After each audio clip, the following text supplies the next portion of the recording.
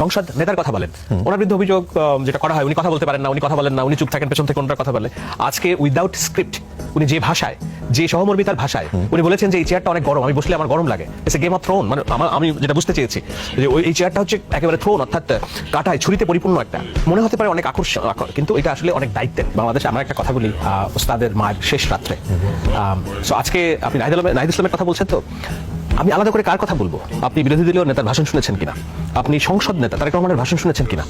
বাংলাদেশের ইতিহাসে এই ধরনের আমি কেবল একটা সৌহার্দ্যপূর্ণ পার্লামেন্টারি প্রথম অধিবেশন, যেটা খুব উত্তপ্ত হওয়ার কথা ছিল এবং উত্তপ্ত হয়েছেও, কিন্তু এটার মধ্যে অনেক টেনশন ছিল, জাতির কপালে চিন্তার রেখা ছিল। সেই রেখাটা সংসদ অধিবেশন শুরুর পর থেকে আজ পর্যন্ত, প্রথম অধিবেশন মুলতবির আগ পর্যন্ত যেইভাবে মাউন্ট করছিল, আজকে শেষের দিন এসে মনে হলো যে না, আমরা একটা সুন্দরের পথে যাত্রা করার একটা আভাস পেয়েছি।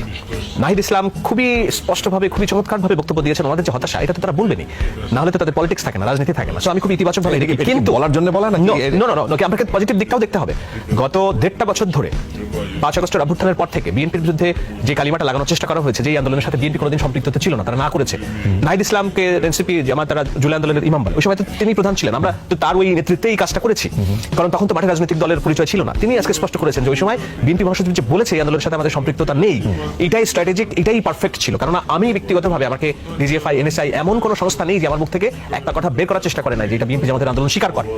তো সেই জায়গায় এক্সপেরিয়েন্স পলিটিক্যাল পার্টির মহাসচিব হিসেবে তিনি যেটা বলেছিলেন, সেটা আমাদেরকেও সেভ করেছে, আন্দোলনকেও সেভ করেছে, বাংলাদেশকে সেভ করেছে। সো এটা একটা রাইট পলিটিক্স তারা করেছিল। অর্থাৎ বিএনপির বিরুদ্ধে যে জুলাই আন্দোলনের সম্পৃক্ততা না থাকার যে অভিযোগের রাজনীতি তারাই করেছে, তাদের প্রধান আবার সেটাই ভেঙে দিয়ে বলছেন নয়, ইট ওয়াজ রাইট পলিটিক্স।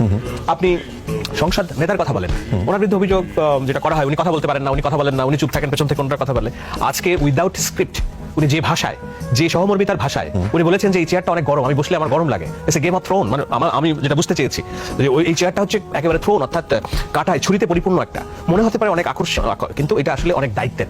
আমরা এই সংসদে নেক্সট টাইম আলোচনা করব, আমার মানুষ কত তাড়াতাড়ি বিদ্যুৎ সমস্যার সমাধান করবে, তরুণরা কিভাবে কর্মসংস্থান হবে, তারা বিদেশে যাবে, হামের টিকা কিভাবে পাওয়া যাবে, এগুলো নিয়ে আমরা আলোচনা করতে চাই। এবং এমনকি উনি বিরোধী দলীয় নেতাকেও বলেছেন যে আপনাদের এলাকার যে বিষয়গুলো আছে, আপনারা, আমার মন্ত্রীকে তো আমি ডিরেক্ট করেছি, আপনারা আমাকেও দপ্তরে একটা চিঠি দিয়েন, আমি এটা পার্সোনালি টেক কেয়ার করবো। ওনার সাথে স্বাগত জানিয়েছেন। বিরোধী দলীয় উপনেতাও বলেছেন যে আমরা জুলাই সনদ নিয়ে আমাদের ক্ষোভ আছে, আমরা আন্দোলন করবো কিন্তু বিদ্রোহ করবো না।